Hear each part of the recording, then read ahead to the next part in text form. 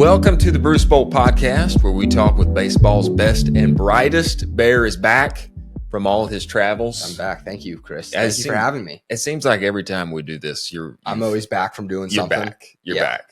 Yeah. Which just shows that you're an adventurous guy with all kind of plans and schemes and big things going on. And we've got an awesome guest here with us today.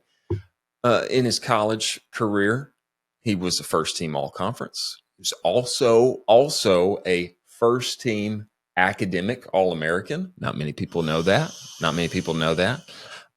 He signed with the Washington Nationals, and now he's what I would consider social media's favorite baseball coach. I don't think that's been awarded. I don't think that's him. crazy to say, though. It's not crazy. There's no award for it. Maybe we make it an award. I think we could just go ahead and deem it to be so, and then you can use it on all the socials. He's got like 500 billion followers on all his social platforms. Coach RAC from Southern California, RobertAnthony Cruz. Coach RAC, welcome to the podcast. Thank you so much for having me. Appreciate the intro as well. I feel like we've just been synced up for so long here, Coach RAC. You've been like Team Bruce Bolt forever now. It feels like rocking the bolts on all the videos, and it's time that we officially had you on the pod. Absolutely, man. And it's funny. With Bruce Bolt, they were my very first brand that I ever got in contact with when I started making content.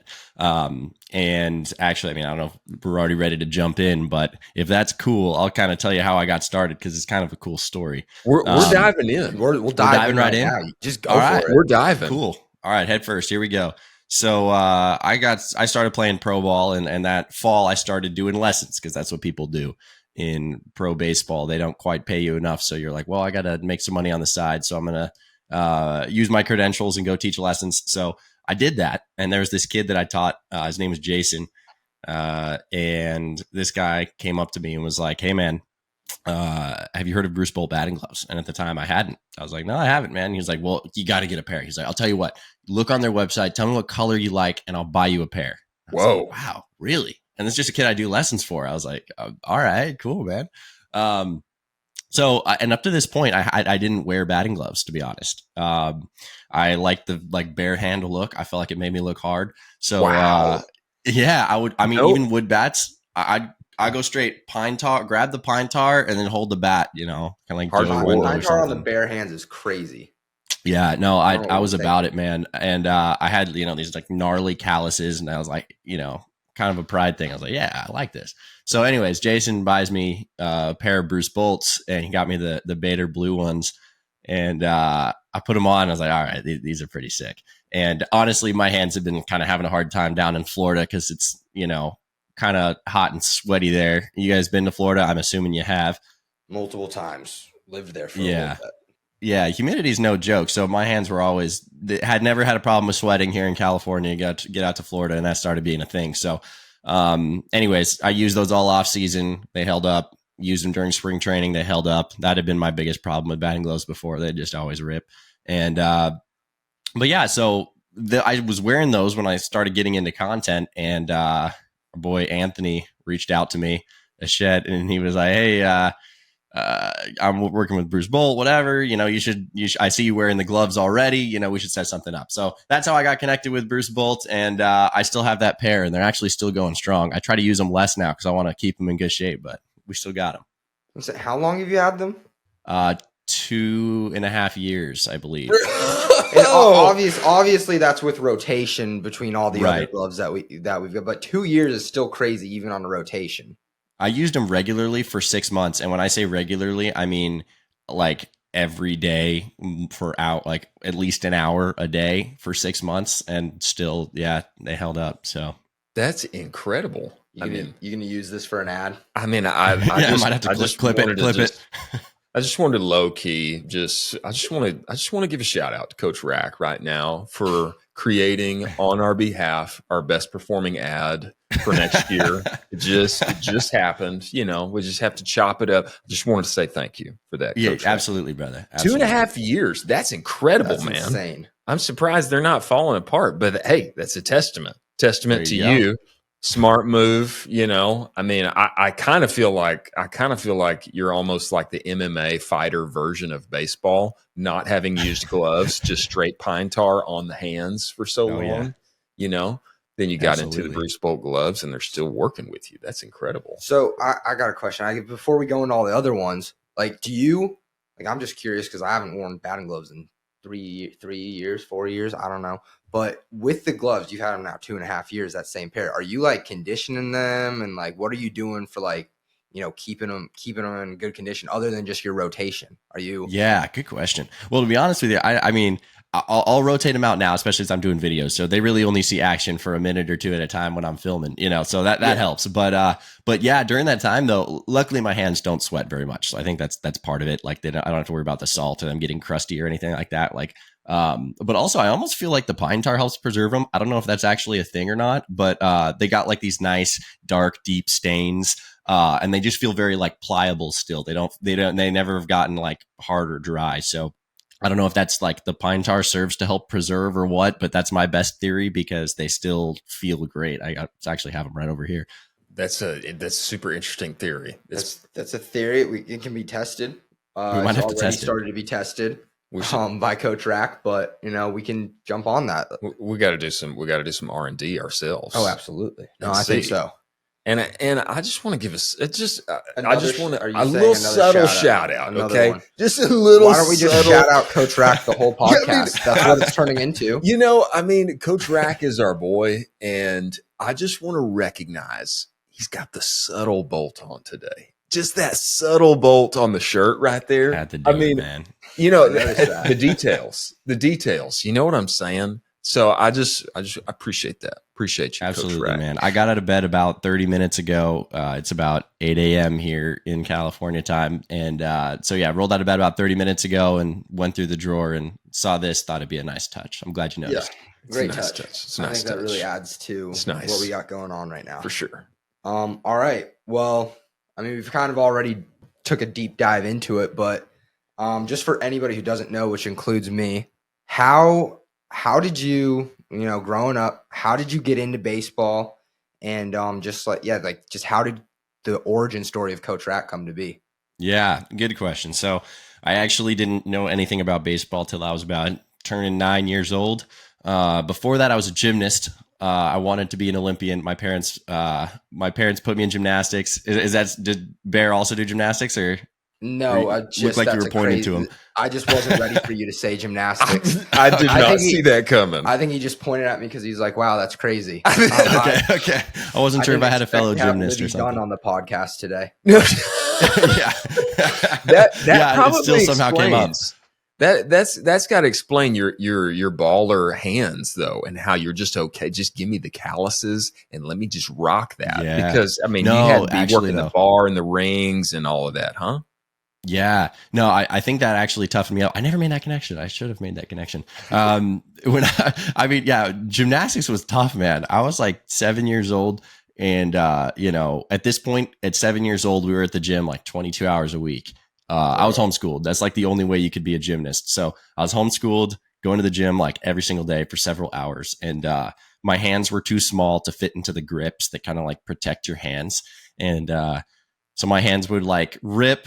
And what they'd tell you is like, just rub some chalk in it. You're fine. And so they just put you right back into swinging. Your hands are bleeding. Just rub some chalk on it. You'll be good. So, I started with gymnastics, did that for 4 years. And from when I was like turning 5 until I was 8.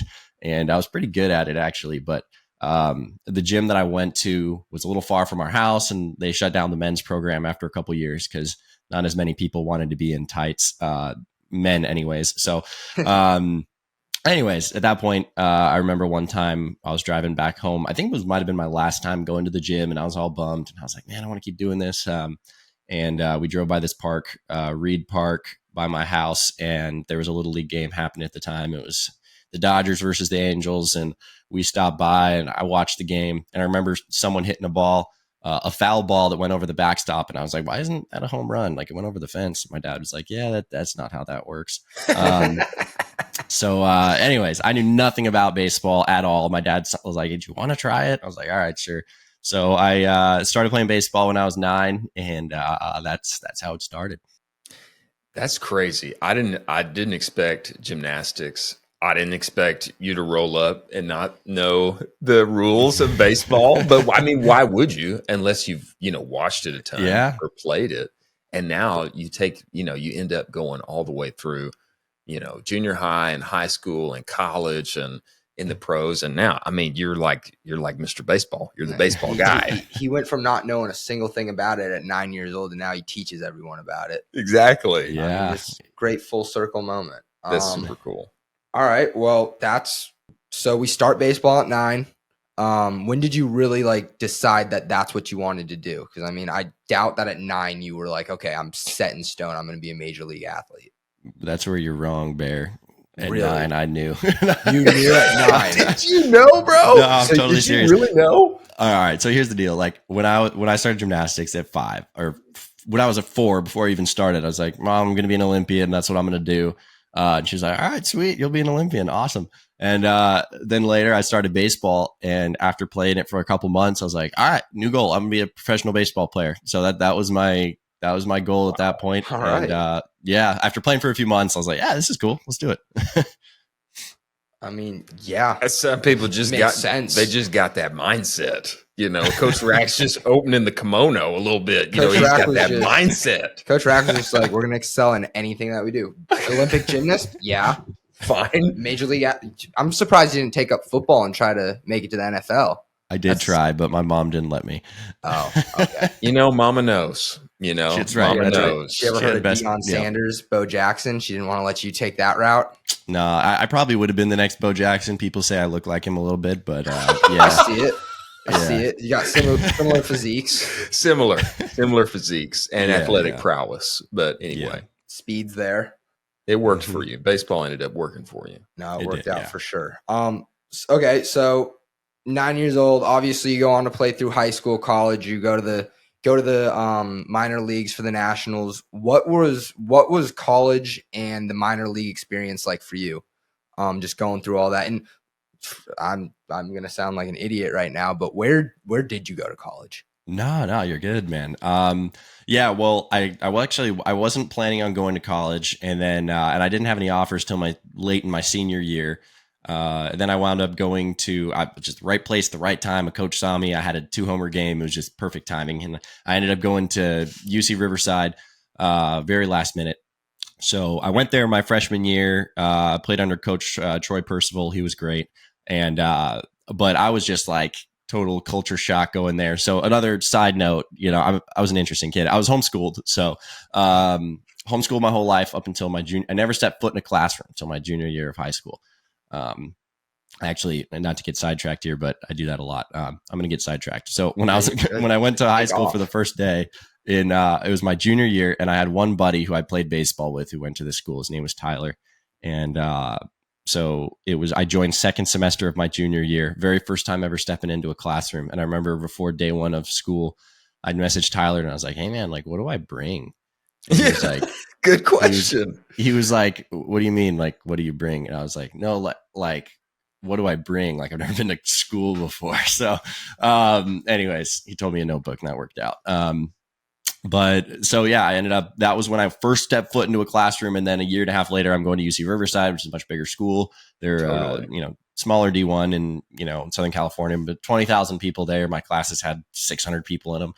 And, so yeah, I went to UC Riverside my freshman year and, thought that I sucked at baseball after that year. I was, I just kind of underestimated I just didn't realize what I was up against. It was kind of like, I'm an 18-year-old kid, haven't fully grown yet. And now I'm playing against guys who are 22 years old, grown men, been playing college baseball for 3 years. And, I expected to go in and like play well when that was fairly unrealistic of me, especially with my limited experience at that point. So, after that, I transferred, I played summer ball and then went to, Biola University.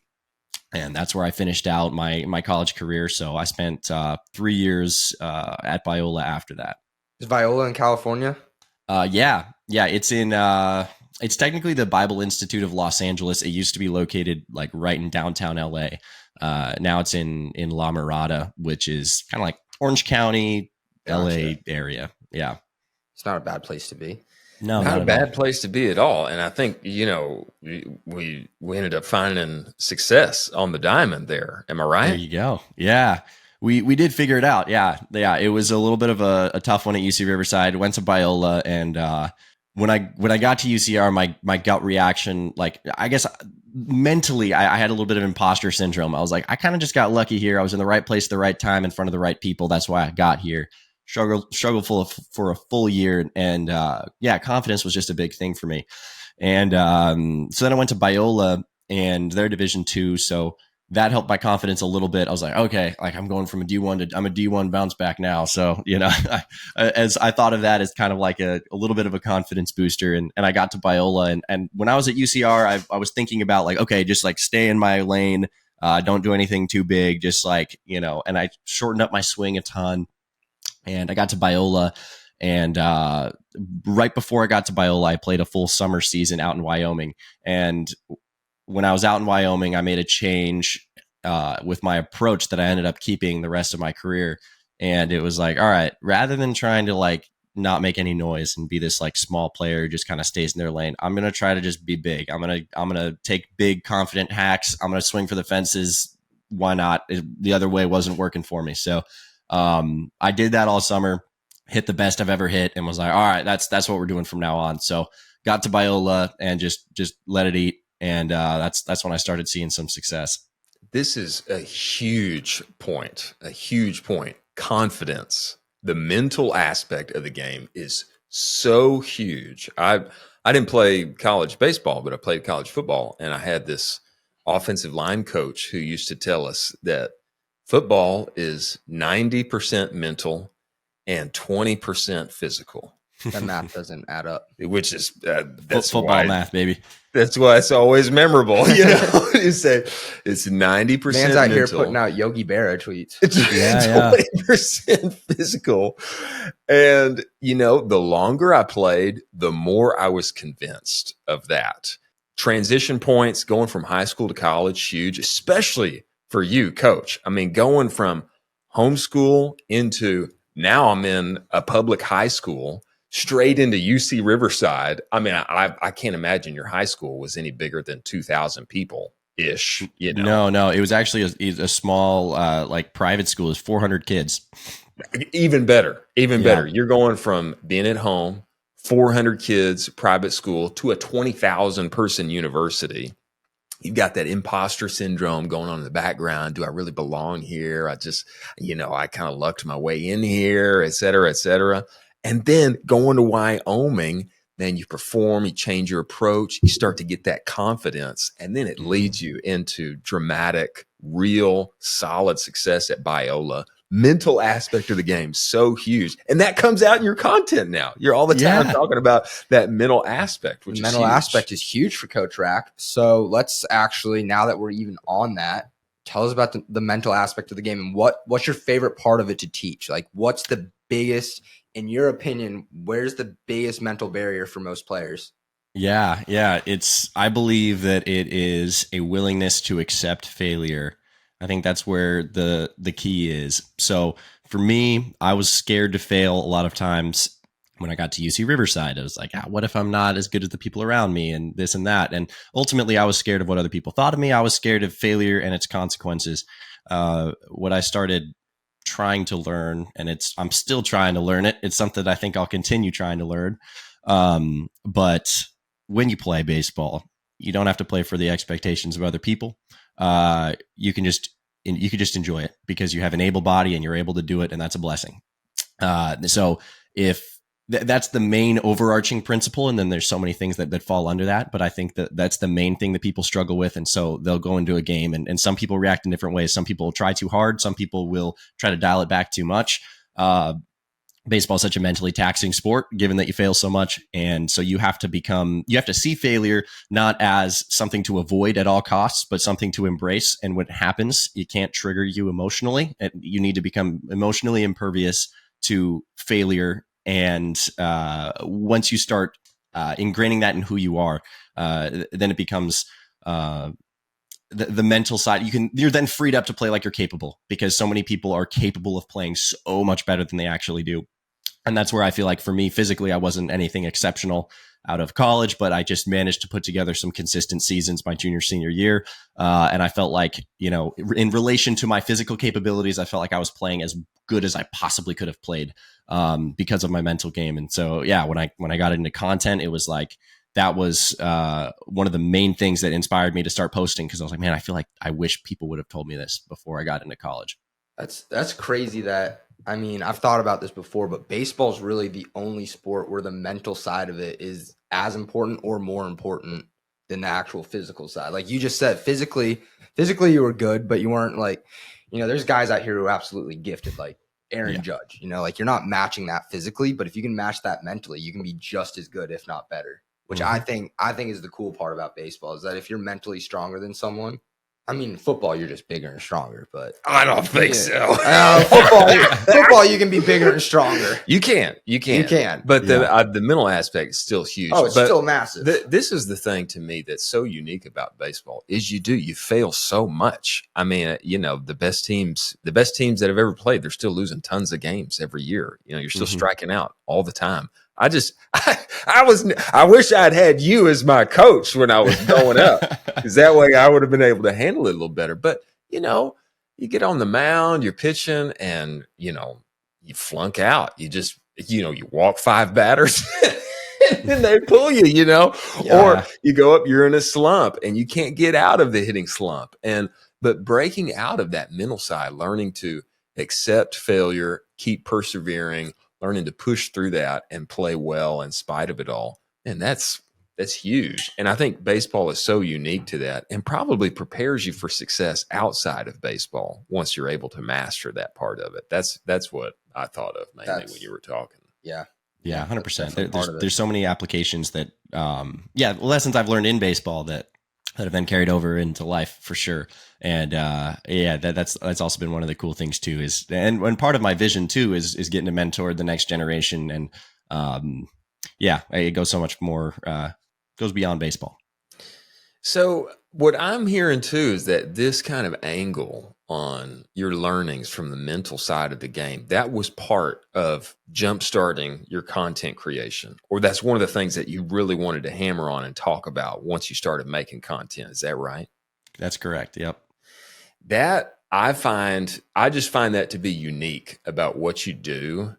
There's tons of people talking about swing mechanics. Everybody's got to have good swing mechanics. There's tons of things to talk about as far as, when it comes to baseball, but really honing in and perfecting that mental aspect of the game. I think that's something that unique that you do that everybody needs, which I think is part of the reason that you've blown up and have 500 billion followers now. Oh, thanks, man. But that's definitely been the very first coaching video that I made was, I don't remember exactly what it was about, but it was about the mental game. I made a lot of videos. But yeah, like that's been the main thing that set me apart. And I remember before I got into the content thing, and we'll probably end up getting into this a little bit later, but before I got into content, I did a lot of market research, if you will. I kind of just scrolled on TikTok a bunch and looked up baseball coaching videos and saw what was out there. And I remember thinking, man, like no one says anything about what you were thinking. And if I was a high school kid, that would be the one thing I'd want to watch. It's like, okay, talk to me about how I can get my mental game better, because that's where most people go wrong. So many people are capable of doing so well in practice and then get into a game and things change. So when I first started looking around, I was like, man, no one's doing this. I feel like either the demand's not there for it or no one's supplying it. So that was part of the inspiration when I started, for sure. Demand meets supply, problem meets solution. That's awesome. Man, do you have anybody that has inspired you when it's come to content? Anybody that's, you've wanted to emulate or kind of pattern things after, or anybody inspire you on that journey?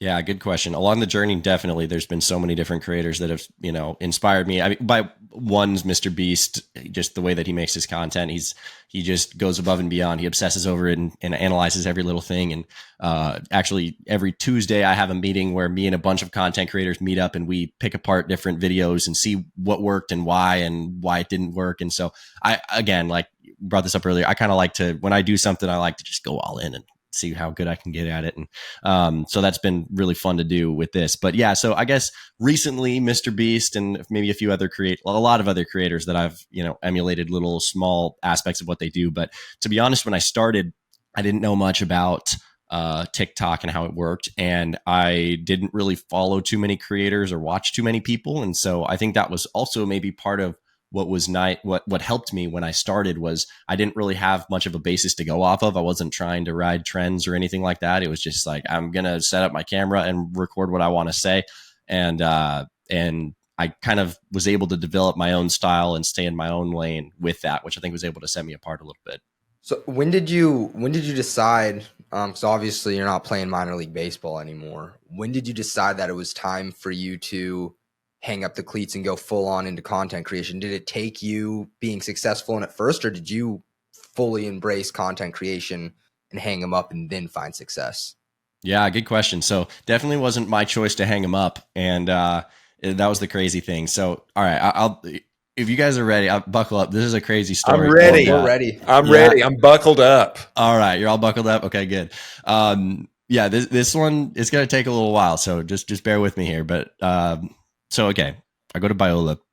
I wanted to play professional baseball. That was still my goal, but getting signed to play pro ball as a position player out of Division II school as a second baseman just isn't that, realistic all the time. And, so that was my goal. Junior year was my best year to get signed. That's when I was first eligible for the draft. It was my junior year. And I had still going into this year, had never spoken to a scout before, ever. But still, when people would ask me, what do you want to do? I'm a pro baseball player. And never been to a showcase, never talked to a scout. And I start the year. I have a 2-homer game or something like that, a homer and a double. And I end up hitting 5 home runs in our first 10 games. One player of the week. I get a text from the Nationals and they're like, hey, we're interested. Can you fill out this form? And I'm just so excited. I'm like, let's go. This is my junior year. This is when this stuff needs to be happening. Then the Twins add me to the list and the Astros and at the time the Indians. And I was like, man, this is crazy. Like this is actually happening. And again, still a little imposter syndrome. I was like, man, there's no way that these teams are actually interested in me. But at the same time, it was what I've been planning on and training for the whole time. But it felt like I was blindly running at something. So anyways, I kept going through that. The season kept progressing and we're playing a series in Hawaii. And before this series, I'm on the phone with a national scout and he's like, hey man, like just going over my past and asking me about my injury history and was like, hey, have you ever been injured? Like, nope, never missed a game, never in high school, never in college, nothing. That was one thing I was very blessed with. And he specifically asked me, he's like, have you ever had any hamstring issues? Because those can be reoccurring, whatever. And I was like, no, never had any hamstring issues. We get out to Hawaii. We have a rain delay. We get there in the morning, like 8 a.m. And this game is just delayed. We're now playing at like 6 p.m. We've been at the field all day long. We've gotten hot, cold several times.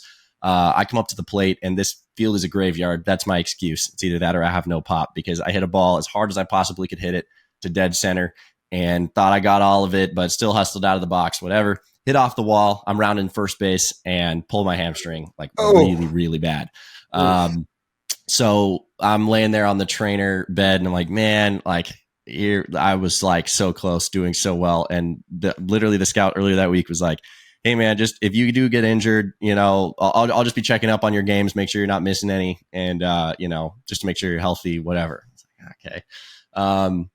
So then I specifically remember praying. I was like, God, this is very unrealistic, but if I could just not miss a game, that'd be awesome. Yes. And but I knew there was no shot that was happening. But the next day, we were supposed to play and tons of rain, get rained out. I'm like, all right, bought me another day. Still not feeling great at all. Felt worse the second day. The next day was a Sunday. That game got rained out. And so that series just got canceled. We're like, all right, well, hey, bought me some time. Yeah. So then we island hop and we go play Hawaii Pacific. We were playing Hawaii Hilo. And our first game there got rained out. And I'm like, man, no way. Like their fields can take some rain. Let me tell you, the Hawaii fields, they build them for Hawaii weather. But still was too much rain. So then the next day was a Wednesday. And this was the last day that we were going to be out there no matter what. The game gets delayed and then they start it. But my coach was like, hey, you know what, man? Like, we're going to put you as DH and you're going to get an at bat or two. And once you get to first base, like hobble your way to first base. If you get there, then we'll pull you. And so I like rolled over my first at bat, and then second at bat, got a little RBI base hit, hobbled to first base. They took me out. I still got to play the game. The very next week, our season gets canceled because of COVID. Oh, bro. Yeah. So that was crazy because one, I probably wouldn't have gotten to play the rest of the year anyways. But at the same time, it was like, this is my junior year, my chance to get signed. And once you're a senior, you get way less money and this and that. And that draft was only 5 rounds. I was not going to be a top 5 rounder. I was hoping to be like in the 20s, you know? And, but yeah, so that happened. And that was a real battle, like rehabbing that whole summer and then trying to keep training, not really knowing when the next season would be. And also knowing that I'd be a senior position player at a Division II school trying to get signed. So kept working. The next spring, I was just not playing well going into the season in our inter squad games. Trying to figure things out, working with a couple different approaches. There were some other factors there, but pulled my hamstring again a couple times during the off season. So I'm just like trying to get that healthy. Praise God, stayed healthy through the whole season and started off the year kind of rough for the first series. And I remember I was in like going into game 6 and I hadn't hit a home run yet. I was like, man, last year at this time I had 5 home runs through the first 10 games. And I'm, after this next series, I'm going to probably have none after the first, whatever. I was just thinking all the things. And that I ended up having a 3-homer game against Concordia, which someone for my build shouldn't be having those. So that was awesome. Won player of the week again and just started to go off. So I ended up having an even better year my senior year than I did my junior year. And despite all of that, I didn't talk to a single scout that season. I had tons of people talking to me my junior year. My senior year, I'm tearing it up. I batted .386. I had 11 home runs in 30 games and don't talk to a single scout. And so then we fast forward to the draft. I literally had still not talked to anybody. And so I'm thinking there's zero chance I'm getting signed. The day before the draft, I went to Raging Waters, which is a water park. And I went there with my now wife, Gigi. And I was like, you know what, Gigi, since I'm not going to get signed this week, I'm going to drown my sorrows in this water park. That's great. So we got season passes to this water park for the rest of the season. Because like, if I'm not getting signed, at least I can go to this water park and we can enjoy this lazy river. Anyways, the draft happens. Day 1 happens. Day 2 happens. I wasn't expecting to get signed on those anyways. This draft's 20 rounds. I was, accustomed to a 40-round draft growing up. Now it's 20 rounds. And I'm like, it doesn't help my chances. And I was so certain that I wouldn't get signed. And it was Tuesday, the last day of the draft. I was drowning my sorrows in Minecraft. I remember I was homeschooled. So that's what us homeschoolers do. Let's go, baby. Let's go, Minecraft. Let's go, man. I love it. Yeah, dude. So I'm playing Minecraft. I started my survival world and was playing that. And it's so funny. I remember just a few months ago, I was going back through my Minecraft worlds and there's one that's just labeled sad. That's the day of the draft. It was that world. That was the name of my Minecraft world. So funny. Anyways, I was drowning my sorrows in Minecraft and I'm watching the draft tracker on my phone. The last name gets called and it's not me. And I'm like, man, all right. And that's it, I guess. And then I get a phone call. So I got picked up by the Nationals. They were like, hey, can we sign you to a free agent contract? Does $20K work? I'm like, yeah, it works. So I'll see you there. So that was awesome. I didn't expect it at all. It was totally out of left field. My parents were like on the edge of their seat the whole draft, like really just hoping I get a chance, and yeah, my parents were so supportive. I mentioned earlier, I have these crazy aspirations sometimes, like wanting to be a, Olympic gymnast and wanting to be a pro baseball player. And they were always like, yeah, no, if you want to, you can do it. So getting to share that moment with my mom was super special. And then to tell my dad, he was at work. He worked at Firestone at the time. And I was like, man, how do I tell my dad? I could give him a phone call and that'd be cool, but I should just go tell him in person. So I go drive to Lids, buy a couple Nationals hats and walk in. And before I go, and up to this point, I didn't do anything on social media. And but I told my mom, I was like, hey, you should record this. This is going to be special. So I was like, Mom, make sure the red thing's at the top and, make sure it's recording. And, you know how moms can be. But so she records me going into the Firestone, and I walk in and I tell my dad the news and, share a really special moment. And I didn't think anything of it as far as social media goes. I didn't even post it right away. I just, had told my dad, whatever, went about my day, gave phone calls to everyone that I knew growing up who had always supported me, whatever.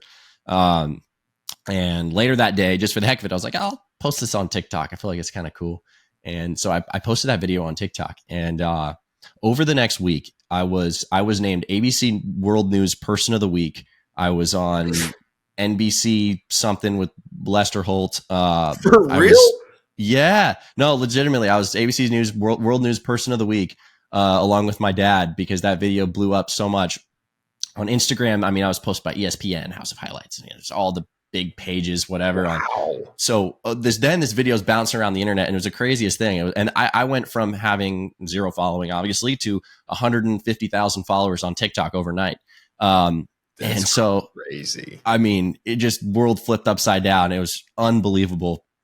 I had been with my girlfriend at the time, Gigi, for 7 years or something like that. So, and been meaning to get engaged, but didn't have any money. And I had been saving up. So, I went and bought a ring. The people at the jewelry store recognized me because this video was bouncing around everywhere so much. And they were like, gave you the ring free. So not quite, but still had to pay for it. I wish that would have been a cool twist. But no, I went in there and they were like, oh, like they usually take like 3 weeks or whatever once you pick out, whatever. But I picked out a ring. They're like, we'll have it ready by Saturday. They were like, when do you fly out? I was like, fly out Sunday. They're like, we'll have it ready Saturday. So then I got engaged on Saturday, and then flew out to Florida on Sunday. And then get out to spring training, test positive for COVID, have to sit out for 3 weeks before I join them. There's a whole thing. All that to say, that was the crazy story of how I got started on social media. And after that happened, I didn't even really post anything because I was like, well, all right, my business now is playing baseball. And the Nats weren't a big fan of people making content in the organization. As a liability, it makes sense. But yeah, so that was the start to my pro baseball journey and content creation journey. And I'm telling you, I could talk your ear off for hours because it was wild. But yeah, it wasn't until the following year I got released in spring training, got packed up all my stuff, drove across the country, got out there, was actually playing all right. I had a couple doubles that week and I was like, all right, things are on the up. And then I got released 2 weeks into spring training the following year. And at that point, it was tough because it was like, all right, I have all these people who are trying to keep up with my career and want to hear about this heartwarming story. But here I am, and I just got released after less than a year of playing pro ball. So part of me was like embarrassed and like, well, why did all that happen before? Like what was that about? And so I literally had just driven across the country. I packed up all my things and drove back to California from Palm Beach, Florida. And, yeah, had a full drive to myself all the way home, and sat around for about a month and a half trying to get picked up by another team. There was a couple times where I had flights booked to go play for another organization, and then things didn't work out. They're like, oh, sorry, we had to go with the pitcher or whatever, or something. Someone got injured. Things just kept coming up. So after like a month and a half, 2 months, I was like, all right, this doesn't seem to be working out. You know what? I'm going to start making content. I wanted to, and I went outside and went to record, and I was like, I feel like I have I want to share about the mental game and all these things. Just like, man, I'm just going to go try and film a coaching video, see what happens. So I go outside and try to film, and I was in front of the camera for like 4 hours and couldn't get anything good. Felt super awkward in front of the camera. I was worried that the neighbors would hear me. And you just felt so cringe in front of the camera. And, Yep. And I couldn't sleep much. Like, you feel me? Like, it's tough, man. I completely feel you. Chris makes me step in front of a camera like every 2 weeks. Yes, You're in front of a camera right now, man. Yeah, this is different. This is different. I'm talking to you. I'm not talking to a camera trying to Right. act like I'm talking to someone. Right. No, I get you, dude. It's not easy. So I tried to do that and just couldn't do it. And, tail between the legs, go back inside. I was like, screw it. I'm not going to do this. And then that night I couldn't sleep. And finally it like clicked. I was like, you know what? I think the main block for me right now is that I'm still embarrassed about getting released so quickly and all that stuff. And I was like, I'm just going to make a video and clear the air and just tell everyone, hey, this is what happened. This is what I'm going to be doing now. This is the way it is. So at 3 a.m., I get out of bed, go downstairs, film a video, and basically say exactly that. Just give a career update and like, hey guys, look, I got released already, is what it is. But, just gave an update. That was it. And went to bed, woke up the next morning at, 8 a.m. or whatever. And it already had like several 100,000 views and lots of really, kind comments that I didn't expect. So at that point I was like, all right, well, and now I feel there's like big weight lifted off my shoulders. Like at the very least, like I've said what I've said, like I've just given an update, that's that. So then that day I was like, all right, you know what? Let's just, from that point on, I was like, okay, now I think I can make a coaching video. Like, I think I could do it now. And so I was like, for the next 3 months, I'm going to post one video every single day and I'll just see what happens. Like it's either that or get a regular job or whatever, where I think I would die. So I was like, all right, I'm going to make a video every day for 3 months and just see where it goes. And, that I made a video every day for 3 months and, things kept, trending upward and here we are. That's an incredible journey, bro. There's a roller coaster of a story. I've never seen the video of you and your dad. I've never seen that. I'm gonna go watch it now. You should, yeah. No, to go from that to then you get released and then screw it, content creation. It's pretty cool. Like I never knew that. Like I remember when you first popped onto the scene. I remember seeing you, and then you started wearing our gloves, and I was like, oh, this is sick. This is cool. But like knowing that story just makes it like that much different now. Like you didn't just jump into it, and you weren't just this coach. You were an athlete who unfortunately didn't make it, and you already. That was a cool story. I enjoyed that. It's my favorite video. That's my favorite video that you made. Is you and your dad. I think that was the first one that I saw. I don't know when I saw it, but it was one of the first ones that I saw. It's just so touching, to have that moment captured like that.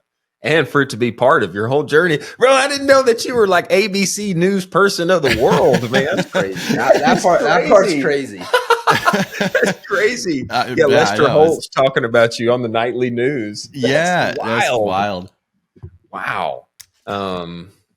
Man, I just wondered, as we kind of close things out here, I just wondered now as you're, obviously you've continued on your content journey and, you haven't had to go get the regular job, that would cause you to die. You're still alive, which we're thankful for. Oh yeah. We're thankful for. Thankful you're alive.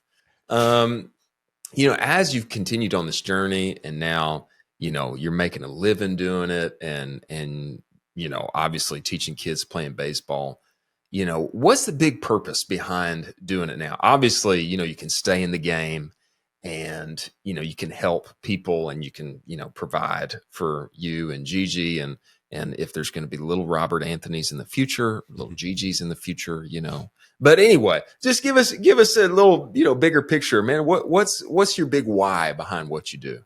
Yeah, good question. I think God's blessed me with a very unique scenario to like just with my story and things, the way that they've turned out. I feel like I've been given a lot of really cool things and a cool platform. So I want to be a good steward of that. And I want to teach kids not just about the game, but about life.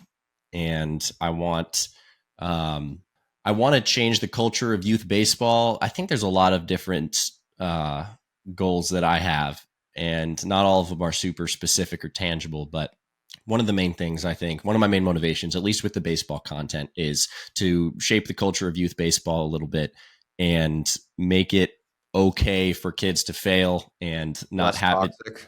Yeah, not have it have to be such a commercialized thing. So many players feel like they have to put on a show when they're out there and that they let people down when they fail. And I know I played with a bunch of coaches who will chew you out if you strike out, a bunch of things that you can't control. And so I just want there to be a better culture in youth baseball as a whole, that it's not so commercialized. And also so that it's kids can just enjoy the game and have it prepare them for life. Like, okay, you're failing all this time in baseball. Well, guess what? In life, it's probably going to be pretty similar. So if you can learn to respond to that well, And I feel like you can use baseball as such a valuable opportunity to mentor the next generation. And so for me, like I just want to make content that helps people out in their game in baseball. Like that's fun to me. I love that. I want to help people improve their game, whether it's hitting, fielding, whatever.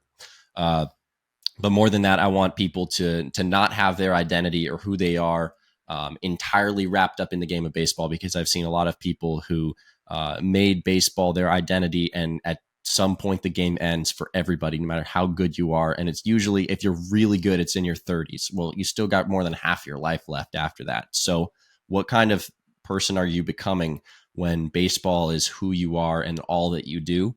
It ends up resulting in people who are left broken, like when they're done playing, whether that ends in high school, whether that ends in college, whether that ends in pro ball. At some point it comes to an end. And I've seen a lot of people who really struggle making that transition out of it. And so if we can learn to play the game with it not being our identity, we won't have the pressure of baseball having to be our life, and we won't be so worried about failing all the time, because it's just a game. And so I want that culture to continue to grow in baseball, and I want to be kind of a catalyst that causes that change. Coach, I feel like you need to move here and just move right beside me so that you can just kind of get my mind right on the daily. I mean, bro, you got so much good stuff to say, man. I mean, I'm not actually. Obviously, I haven't played baseball in a long time, but there's a lot of applicable things there. Playing baseball, playing the game of life. That was good. Yeah, for sure. We also have beaches in Texas. I mean, yeah, so I've heard, man. Move next to Chris. Go down to Port A. It's not, it's not Malibu, but it's not Malibu. It's there. There's water, sand. There's water, sand. It's not Laguna. It's not HB. It's not Huntington Beach. But for sure, have to come visit without a doubt. Absolutely, come to HQ. Come see where it all started. For sure, dude. I would love to. I would love that. Let's do it. Let's do it. Make it happen. All right. Well, let's kind of round this out. What's next for Coach RAC? Where are we going? Where are we taking the content creation? Yeah, man. Well, I got some big ideas, man. I'm excited. I mean, I'm not supposed to share this now. It's not like anyone else is going to do it. I don't know if it's going to happen this year or next year or what, but I got a big group of guys. We did this baseball camp. It's called Not Your Average Baseball Camp. And the idea started last year, and we got all these different baseball content creators together who are really good communicators. We're like, let's do a kids camp with all these content creators that people always watch online, and let's, meet them in person, do a camp. So we did that in January, and it was awesome. We lost $10,000 on the camp because we just didn't quite do it right, financially speaking, but the camp itself was amazing, and it was so cool. And the coaches were just in their element. The kids ate it up. It was like the kids were crying when they were leaving the camp because they didn't want it to end. And it was just such a cool experience. That was a really special thing in and of itself. So we were like, wow, this is awesome. So we did another one. We did another NYABC. That was 2 weeks ago. And that was out here in California. And that one also went amazing. This one was for high school kids. And again, I felt like it was perfect. And so I want to do more of that. I want to do more of, getting out in the community and actually working with kids in person. And I want to do that with other people who create content and kind of bridging that gap between like what we see on our screen versus, in person. So I want to do more of that. And then also I just want to create more content with collaborate with other people more. Cause I've done a lot of content on my own. And I want to branch out and start to collab with other creators. So one idea that I have is I really want to rent out a baseball stadium for a week and do a week's worth of baseball content and see what comes of it. So I've already pitched the idea to several people and reached out to some stadiums. So we'll see what we can arrange. But at some point I want to do a week of content. We live in a baseball stadium for 1 week, and we just do home run derbies. We, play games against kids in the community, invite people into the stadium. I don't know. I got all kinds of crazy ideas, but again, I can talk your ear off forever about that. But for now, I want to keep making content. And also on the side, I do have a group where I teach business owners about how to use social media for their businesses. And so I do that as well. So there's probably going to be some of that in the future, but I want to keep making content one way or another. On the I think all of those are awesome ideas, and I would love to watch those videos when you get those going. But stadium for a week would be fun. For sure. Are you thinking you'd try and stay at the stadium. Like it's you're sleeping. That'd be sick. That'd be cool. Dude, there's a place, they don't know it yet, but they're going to host us. I reached out to them. They haven't gotten back to me. So if you're hearing this, Pensacola Blue Wahoos, I want to get hold of you. They rent that out, don't they? It's like an Airbnb. They do. They have 10 beds. And I was like, that'd be perfect. Let's go live there for a week. So I've been trying to get a hold of them, but that's another thing. We'll make it. I've only been trying to get a hold of them for a couple of days. So that's, not like they're leaving me on red, but I got time. But anyways, that's my goal right now is like, let's go down to Pensacola, Florida, rent out this stadium and see what content comes out of this week. Cause I think it'd be so much fun. Yeah. Are there any content creators that you haven't already done the camp with or worked with that you're looking to, in the upcoming year or whenever you can get it done? Any really big creators that you're looking to get something going with? Yeah, good question. There's so many. I've gotten to work with most people in the baseball sphere, which has been cool. The only guy I haven't really met up with yet is King of JUCO, and I was actually just talking to Cole from Momentum the other day, and we'll probably set something up soon. So I'll be probably going out to visit them within the next couple months. But beyond that, I want to extend past baseball. I think that's another cool opportunity with this is if I can make content that not only appeals to a baseball audience, but has a little bit more of a broader appeal, kind of like a Dude Perfect type thing.